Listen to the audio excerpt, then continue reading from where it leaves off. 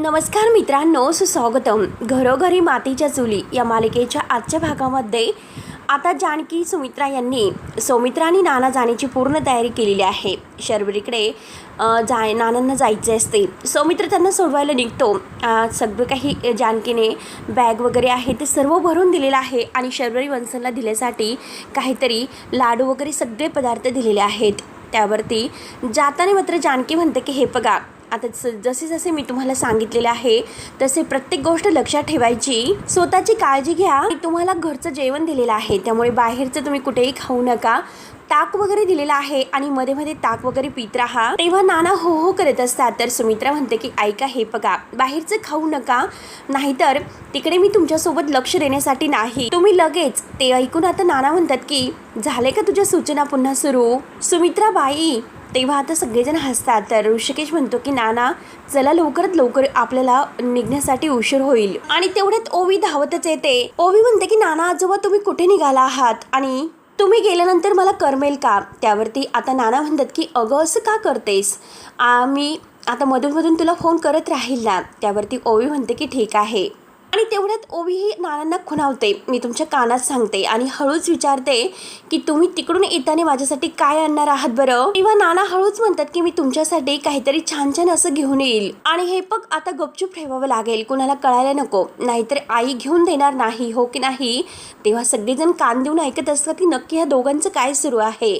ओवीला तर फार हसायला येते आणि नानांना सुद्धा. त्यावर जानकी लगेच म्हणते की ऐकलं, आईने सगळं काही ऐकलेलं आहे आणि तुमच्या दोघांचं गुपचूप असं काय सुरू आहे. आणि काय ग ओवी, नाना आजोबांकडे तू हट्ट करतेस आणि नाना आजोबा तुम्ही सुद्धा विचारा बरं, तिला प्रोजेक्ट कंप्लीट केले का, दिवसभर बाहेर फिरत असते, खेळत असते. त्यावरती ओवी म्हणते की हो आई, मी प्रोजेक्ट कंप्लीट करेल, परंतु त्यासाठी मात्र मला कोणाची तरी हेल्प हवी आहे. तेव्हा सुमित्रा म्हणते की हो का, आणि करणार, अगं तुला सगळेजण मदत करतील, तू अजिबात काळजी करू नको ओवी. आणि सुमित्रा म्हणते की चला आता तुम्ही निघालात आहात तर वाटेत मला देवळाजवळ ठेव सोडा आणि तेवढीच माझी पायपीट सुद्धा वाचेल. सौमित्र म्हणतो की हो चल ना. नाना सुद्धा म्हणतात की हो चला लवकरात लवकर चला. अवंतिका आणि सौमित्र एकमेकांकडे पाहतात, एकमेकांना खुश होत बाय करतात. आता ओवी ही नाना आजोबांना म्हणते की बाय नाना आजोबा आणि एकमेकांना म्हणजे ओवीच्या कपाळाचं ते केस घेतात. अवंतिका आणि जानकी बाय नाना आणि गाडी वगैरे व्यवस्थित चालवायला सांगा. ओवी सगळेजण आता नाना आणि सौमित्रला व्यवस्थित सांगत असतात आणि बाय करत असतात. आणि आता ते निघून जातात. तर अवंतिका ओवीला म्हणते की पिल्ल्या, अगं तुला प्रोजेक्ट पूर्ण करायचा आहे ना, चल मग आपण दोघी एकत्र मिळून प्रोजेक्ट पूर्ण करूया. त्यावरती जानकी म्हणते की हो का, मस्त प्रोजेक्ट का, तुम्ही दोघी जर एकत्र आलात तर दंगा मस्तीशिवाय काही होणार नाही. आणि अवंतिका ओवीच्या हाताला धरते आणि चल ओवी असं म्हणत असते. तर जानकी म्हणते की अगं तू ओवीच्या नादाला लागू नको, जरा तू हळूच चल. त्यानंतर ओवीने जो प्रोजेक्ट बनवलेला आहे तर तो घेऊन येते. अवंतिका त्याबद्दल तिला विचारत असते. प्रोजेक्ट बद्दल माहिती आता अवंतिका तिला विचारत असते. तर ओवी सांगत असते चल आता प्रोजेक्ट बनवायला सुरुवात करू, नक्की काय करायचं आहे ते सांग बरं.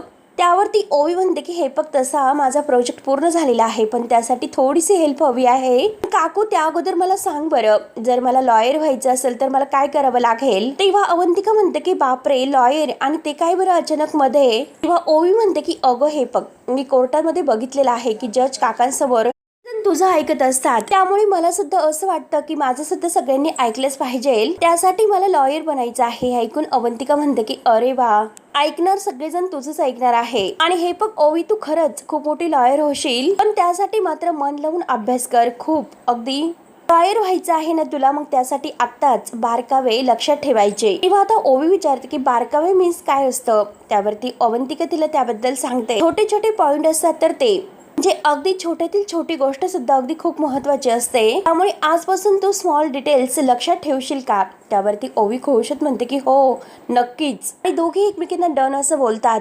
त्यावरती ओवी विचारते की काकू लॉयर होण्यासाठी आणखीन काय काय करावं लागेल बरं. किंवा अवंतिका म्हणते की अगं ते सगळं काही मी तुला हळूहळू सांगते, पण अगोदर आपण प्रोजेक्टवर फोकस करूयात. नंतर ओईनी माझ्यावरच ओरडतील, चल कर बरं पटपट. आणि तेवढ्यात प्रोजेक्ट बनवायला घेतात. मस्त असा प्रोजेक्ट त्यांचा कंप्लीट होतो. ओवी खुश होत म्हणते की काकू बघ, शेवटी माझा प्रोजेक्ट कंप्लीट झाला आणि तू तर मला म्हणालीस होती छोट्या छोट्या गोष्टी नोट कर. बघ मी त्यामुळेच मात्र छोट्या छोट्या गोष्टी नोट केल्यात आणि शेवटी मला जे येत नव्हतं ते सुद्धा जमले. ऐकून अवंतिका म्हणते की काय, खरंच खूपच गुड गर्ल आहे तू. तेवढ्यात तिथे जानकी येते. जानकी बघून म्हणते की खरंच मला तर असं वाटलं होतं की तुम्ही दंगामस्तीच करतात म्हणून. तुम्ही तर प्रोजेक्ट कंप्लीट केलेला आहे. तेव्हा अवंतिका म्हणते की दंगामस्ती आणि प्रोजेक्ट एकत्र केला हो की नाही ओवी. जानकी तर प्रोजेक्ट काय केलेला आहे तो बघते आणि म्हणते की खरंच वाव खूपच छान आणि खरंच खूप छान केलेला आहे. आणि तू काकूला थँक्यू म्हणालीस का. ओवी म्हणते की नाही. त्यानंतर आता लगेच जानकी म्हणते की अगं अवंतिका मला तुला हे सांगायचं होतं, घरातील भाजी संपलेली आहे आणि गुलाबदादा सुद्धा कुठेतरी बाहेर गेलेले आहेत आणि मी म्हटलं की मीच जाऊन आणते, तुला चालेल ना, कारण तू घरामध्ये एकटीच आहे. आई सुद्धा बाहेर गेलेले आहेत आणि आई गेल्यावर सुद्धा मी जाऊ शकते असं काही नाही. त्यावरती अवंतिका म्हणते की वहिनी अहो तुम्ही जाऊन या, मला काहीच प्रॉब्लेम नाही. तेव्हा जानकी विचारते की नक्की. अवंतिका म्हणते की वहिनी जर काही वाटले तर मी तुम्हाला नक्की कॉल करेल. तेव्हा आता जानकी म्हणते की बेस्ट आहे, नक्कीच मला फोन कर. आणि जानकी ओवीला म्हणते की काय मॅडम शाळेत जायचं की नाही. तर ओवी म्हणते की हो हो जायचं आहे आणि ओवी लगेच निघते. तर जानकी म्हणते की अगं हा कोण पसारा आवरणार आहे.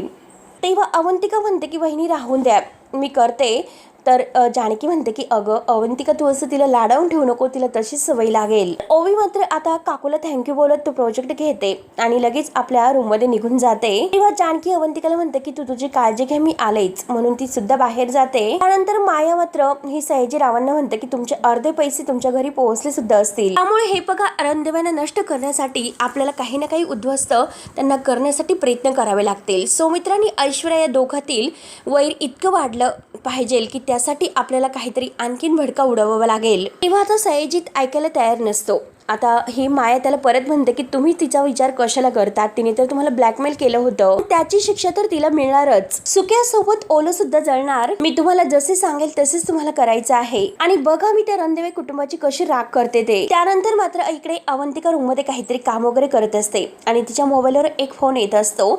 अवंतिका फोन काही घेत नाही, बाजूला ठेवते आणि पुन्हा तो कॉल येतोय आणि तो तर अननोन नंबर असतो. आणि आता अवंतिका फोन पाहते, अननोन नंबरवरून इतक्या वेळेस कॉल काय येत असतील असं ती विचार करते. त्यानंतर मात्र जेव्हा आता फोन उचलला जातो अवंतिका विचारते की कोण आहात. तेव्हा तो गुंड असतो. तो गुंड म्हणतो की अहो इथे रस्त्यावर एका माणसाचा अपघात झालेला आहे आणि तो रस्त्यावर पडलेला आहे. तेव्हा अवंतिकाच्या डोळ्यात पाणी येते आणि ती विचारते की नक्की कोणाचा अपघात झालेला आहे, सविस्तर सांगा नक्की काय झालेलं आहे. तेव्हा आता अवंतिका विचारते की कोण आहे, परंतु तो माणूस म्हणतो की माहिती नाही, त्याने काळा कोट घातलेला आहे आणि जरा वयस्कर दिसतोय. तेव्हा अवंतिका खूपच घाबरते. अवंतिका विचारते की काळा कोट आणि वयस्कर माणूस, त्यांनी चष्मा वगैरे घातलेला आहे का. तेव्हा लगेच आता हा माणूस म्हणतो की हो तेच आहेत. तेव्हा लगेच अवंतिकाला असं वाटतं की नक्की बाबा आहेत. आणि आता लगेच अवंतिका म्हणते की प्लीज तुम्ही मला ॲड्रेस पाठवा, मी तिकडे पोहोचते. अवंतिकाला फसवण्यासाठी मुद्दाम त्यांनी हे सर्व नाटक केलेलं असतं. तेव्हा आता रडतच ती जानकीला फोन करते आणि म्हणते की हॅलो वहिनी, माझ्या बाबांचा ॲक्सिडेंट झालेला आहे, मी तिकडे जाते. आणि हे सर्व सयाजीने करण्यासाठी सांगितलेलं असते, कारण सयाजी त्या गुंडाकडे आलेला आहे आणि त्या गुंडाकडून हे सर्व तो करून घेतो. तेव्हा सयाजी मात्र आता त्या गुंडाला म्हणतो की चल तुझं काम झालेलं आहे, तू निघ आता. त्यावरती तो गुंड म्हणतो की हो साहेब. आणि सयाजी स्वतःला म्हणतो की रणदेव्यांचा काटा तर मला काढायला पाहिजे, त्यासाठी मला पैसे मिळालेले आहेत, इतके पैसे मिळालेत, मग मी आता शेवटी हे करणारच. आणि त्या आयुष्यामुळे मला रणदेव्यांच्या पुढे झुकावे लागले. माया म्हणते ती पोरगी म्हणजे बरोबर आहे, माझी मुलगी जरी असली ना तरी सुद्धा तिला सुद्धा झळतर पोहोचायलाच पाहिजे, कारण सयाजीला चुकवणं इतकं सोपं नसतं. आणि शेवटी ह्या रणदेवांना मी धडा तर शिकवणारच आहे. आणि नाणे तू वाटेच बघत राहा. त्यानंतर आता इकडे अवंतिका जेथे तिला लोकेशन आलेलं आहे तर तेथे येतच असते.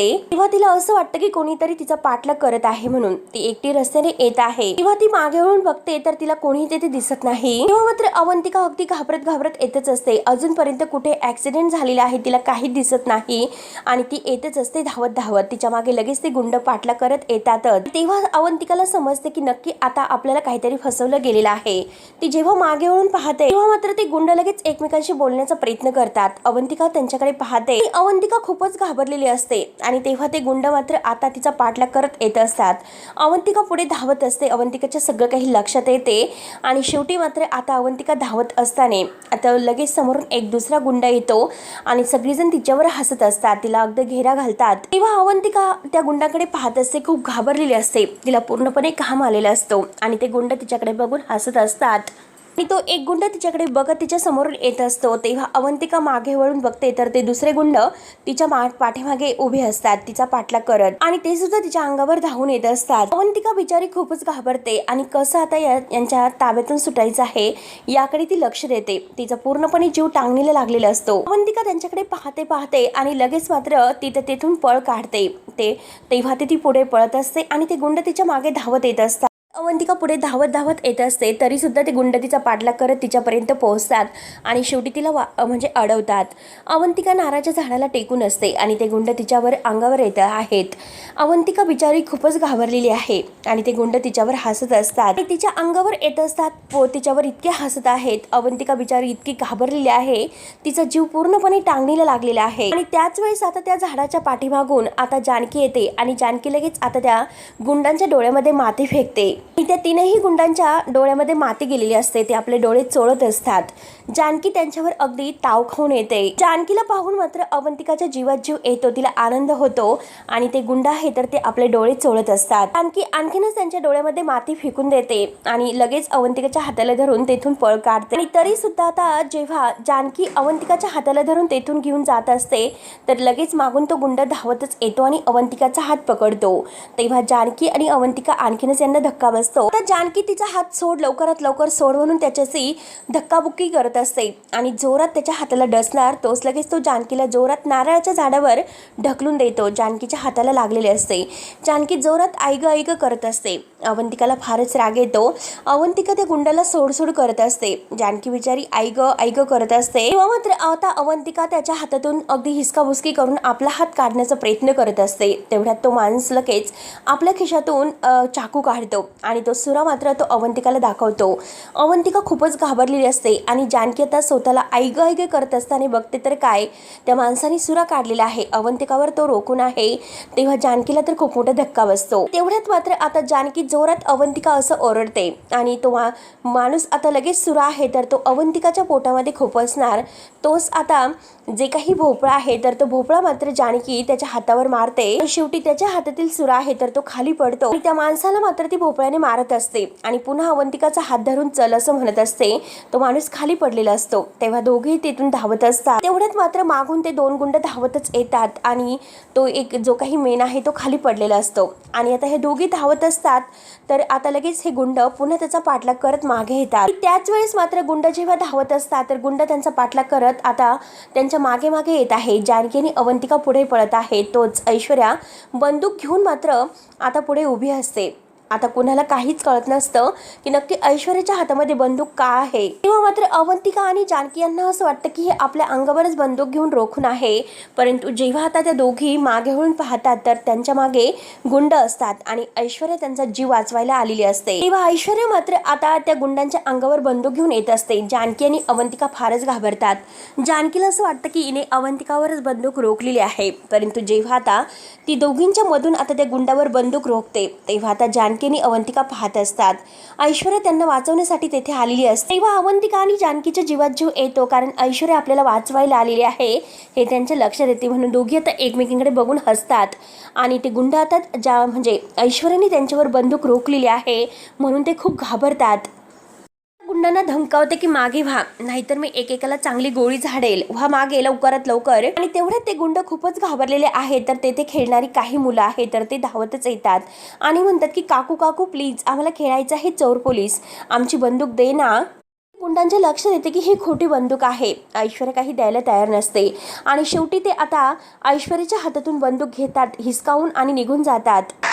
आणि आता ह्या गुंडांना आणखीनच माजमाईना येतो. ते मात्र आता ह्या तिघींकडे बघून हसतात आणि त्याच वेळेस आता ते बंदूक घेऊन गेलेले आहे. तर ऐश्वर्याला आठवते, ऐश्वर्या जेव्हा जानकी ही अवंतिकाला तेथे वाचवायला आलेली असते तेव्हा तिने हे सर्व पाहिलेलं असतं. ऐश्वर्या सुद्धा तिथून जातच असते.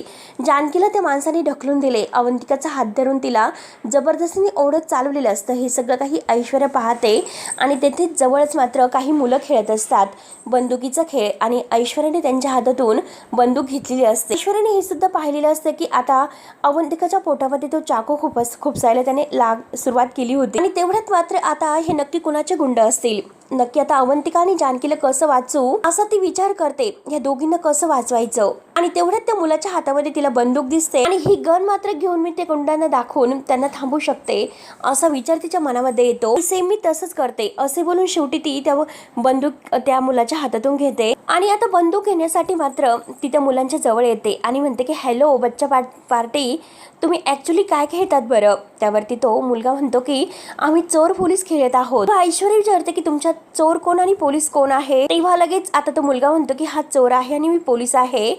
ऐश्वर्या त्यांना विचारते की हे बघा मला तुमची मदत हवी आहे, तुम्ही प्लीज मला मदत करताल का. त्यावरती तो मुलगा विचारतो की काय मदत हवी आहे. ऐश्वर्या म्हणते की 2 मिनिट फक्त मला तुमच्या ह्या गनची गरज आहे, देशील ना. तेव्हा तो मुलगा म्हणतो की हो फक्त 2च मिनिटासाठी. आणि लगेच ऐश्वर्या ती बंदूक घेते आणि थँक्यू सो मच म्हणून धावतच आता इकडे निघून येते. सर्व तिला आठवते. त्यानंतर मात्र आता ह्या तिघीही त्या गुंडांकडे पाहत असतात आणि त्याच वेळेस आता ह्या तिघी घाबरतात. नक्की आता या गुंडांच्या ताब्यातून कसा जीव वाचवायचा. आणि तेवढ्यात तेथे ऋषिकेश येतो आणि ऋषिकेश त्या गुंडांना चांगलंच मारतो. तर जानकीला खूपच आनंद होतो. ऐश्वर्या अवंतिकाला विचारते की तू ठीक आहे ना. अवंतिका म्हणते की हो मी ठीक आहे. तेवढ्यात एक गुंड धावतच येतो आणि ऋषिकेशवर हल्ला करतो, परंतु ऋषिकेश त्याला चांगलाच चोप देतो. सगळ्या गुंडांना तो बेदम मारत असतो आणि ऋषिकेश त्यांना चांगलाच मारतो. तेवढ्यात ते गुंड पुन्हा ऋषिकेशवर धावून येतात. तेव्हा जानकी ओरडते की ऋषिकेश सावकाश. ऋषिकेश खूप मारतो आणि तेवढ्यात तो गुंड आहे तर तो पुन्हा ऋषिकेशच्या मागून आता ऋषिकेशचा गळा दाबतो. तेव्हा ऐश्वर्या ओरडते की ए सोड लवकर. आणि ऋषिकेश तरी सुद्धा त्याला मारतो. तर जानकी ओरडते की ऋषिकेश त्याला सोडू नका, त्याला चांगलं मारा. म्हणून त्या गुंडामध्ये आणि ऋषिकेशमध्ये खूप असे आता मारामारी होत आहे. शेवटी ऋषिकेश त्या गुंडाने इतकं मारतो तर तो एका झाडावर जाऊन आदळतो. त्याच्या डोक्यातून रक्त येत असते आणि लगेच तो बेशुद्ध होतो. तेव्हा आता ऐश्वर्या मात्र अवंतिकाच्या पोटाला हात लावते आणि अवंतिका सुरक्षित आहे याचा सगळ्यांना आनंद होतो. तेव्हा अवंतिका बिचारी आता तिचा जीव वाचलेला आहे म्हणून आता ती खुश होते. ऐश्वर्याला सुद्धा आनंद होतो. जानकीला सुद्धा फार आनंद होतो कारण सगळेजण सुखरूप आहेत म्हणून. ऋषिकेश त्या गुंडांना मारतो आणि या सगळ्या तिघींजवळ येतो आणि विचारतो की तुम्ही तिघीही ठीक आहात ना, काही झाले तर नाही ना. तेव्हा आता जानकी ऋषिकेशचे हात धरते आणि विचारते की तुम्ही ठीक तर आहात ना, तुम्हाला काही झाले वगैरे नाही ना. तेव्हा आता ऋषिकेश म्हणतो की मला काही झालेले नाही, तुम्ही ठीक आहात ना, तुम्हाला काही झालेले नाही ना. तेव्हा अवंतिका विचारते की दादा तुम्ही ठीक तर आहात ना. तर ऋषिकेश विचारतो की ती लोक नक्की कोण होती आणि तुमच्या मागे ती का लागली होती. जानकी म्हणते की माहिती नाही, परंतु बहुतेक ते मात्र आता भुरटे चोर असतील. आणि आता अवंतिका म्हणते की नाही वहिनी बहुतेक, आणि मला कॉल आलीचं ती सांगणार. तोच लगेच तिच्या बाबाचा मोबाईलवर कॉल येतो. अवंतिका खूप घाबरलेली दिसते. अवंतिका म्हणते की काय बाबांचा कॉल, आणि लगेच उचलते आणि म्हणते की काय हो बाबा तुम्ही ठीक तर आहात ना, तुम्ही कुठे आहात, काही झाले तर नाही ना तुम्हाला. त्यावरती आता बाबा तिकडून तिला म्हणतात की हो अगं मी ठीक आहे, मला काही झालेली नाही, परंतु तुझ्या तब्येतीबद्दल मला कळाले आणि कशी आहे तुझी तब्येत आता म्हणून तिची विचारपूस करतात. तेव्हा अवंतिका रडत असते. अवंतिका म्हणते की माझं जाऊन तर तुम्ही सेफ तर आहात ना अगोदर. तेव्हा आता बाबा तिकडून म्हणतात की मला काय झालेलं आहे. तर अवंतिका म्हणते की थांबा बाबा मी तुम्हाला थोड्या वेळाने कॉल करते. आणि स्वतःची काळजी घ्या म्हणून अवंतिका खूप घाबरलेली असते आणि फोन बंद करते. तेव्हा मात्र आता सगळेजण अवंतिकाकडे पाहत असतात. आता अवंतिका म्हणते की बाबांना तर काही झालेले नाही, परंतु मला फोन कोणी केला होता म्हणजे तो फोन खोटा होता, तर मुद्दामून मला घरातून बाहेर काढण्यासाठी हा फोन केला गेलेला आहे. हे सगळं कोणीतरी मुद्दाम केलेलं आहे. अवंतिका विचार करत आता तिच्या सर्व काही लक्षात येते. आणि तेवढ्यात जानकीचा फोन कुठेतरी वाजत असतो. जानकी म्हणते की माझा फोन वाजत आहे आणि समोर भाजीची पिशवी पडलेली असते. जानकी म्हणते की तिकडे भाजीची पिशवी आहे बहुतेक त्यामध्ये असेल. आणि तेवढ्यात सौमित्राचा कॉल असतो. तेव्हा जानकी म्हणते की सौमित्र भाऊजींचा कॉल आहे आणि जानकी फोन उचलते आणि बोला ना सौमित्र भाऊजी असं म्हणते. तर आता सौमित्र म्हणतो की बहिणी अवंतिका कशी आहे, तर अवंतिका कशी आहे असं म्हटल्यानंतर आता जानकीला तर धक्काच बसतो. जानकी काही उत्तर देत नसते. सगळेजण आता जानकीकडे पाहत असतात. तर मित्रांनो शेवटी हा भाग येथे संपतो. पुढील भागामध्ये जानकी म्हणते की तुझ्यावर हल्ला झालेला आहे अवंतिका, हे जर तुला म्हणजे सौमित्र भाऊजींना कळाले तर ते नक्कीच ऐश्वर्यावर संशय घेतील. त्यावरती अवंतिका म्हणते की वहिनी तर ऐश्वर्या आपली हेल्प करत होती तेथे. त्यावरती जानकी म्हणते की हे सर्व ऐश्वर्याने केलं नसेल तर कोणी केलं असेल. आता ऐश्वर्या म्हणते की माया, हे सर्व मायाने केलेलं आहे. ऐश्वर्या दरवाजात उभी असते. त्यानंतर मात्र आता माया इकडे सयाजीला फोन करते आणि काम झालं का विचारते. त्यावरती सयाजी म्हणतो की नाही. तेव्हा आता माया खूपच भडकलेली असते. माया म्हणते की हो का, मग मला पैसे देता सुद्धा येतात आणि तसे काढून सुद्धा घेता येतात. तेव्हा लगेच आता सयाजी म्हणतो की तू जर म्हणत असतील तर मी डायरेक्ट तिला यमाकडे झाडतो. त्याच वेळेस आता इकडे जानकी म्हणते की काय मायाचं हे सर्व कारस्थान आहे काय.